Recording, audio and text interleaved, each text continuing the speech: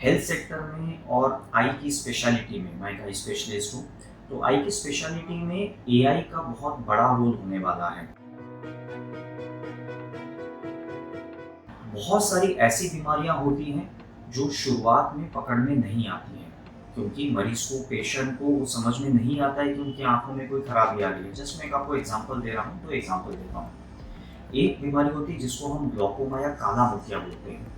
ये जो ग्लौकोमा या काला मोतिया बीमारी है, ये शुरुआती स्टेज में इसके कोई लक्षण पता नहीं चलते हैं जब तक हम आई स्पेशलिस्ट उसको चेक ना करें।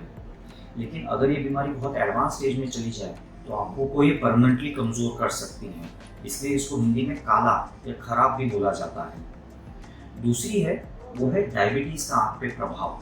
डायबिटीज़ एक महामारी का स्वरूप ले लिया। बहुत यंग एज के भी लोगों को डायबिटीज़ हो रहा है। बहुत सारे लोगों को शुगर कंट्रोल अच्छा नहीं रहता है, जिसकी वजह से शरीर में अलग अलग अंगों में, अलग अलग ऑर्गन्स में, जैसे हार्ट, किडनी, ब्रेन वगैरह में खराबी आती है।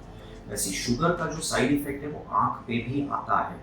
तो आंखों का एक पीछे का हिस्सा होता है जिसको हम रेटिना या पर्दा बोलते हैं, जहाँ डायबिटीज अनकंट्रोल्ड या खराब होने की वजह से उस पर्दे पे खून का लीकेज होकर खून के धब्बे, सूजन आ जाती है। इसका भी जो शुरुआती स्टेज है उसमें मरीज को या पेशेंट को पता नहीं चल पाता है कि उनकी आंखों में कुछ खराबी आ रही है। लेकिन अगर ये डायबिटीज का आंख पे प्रभाव बढ़ जाए तो फिर ये इरिवर्सिबल हो जाता है। इसमें जो विजन कम हो गया है वो बहुत बार बढ़ता नहीं है।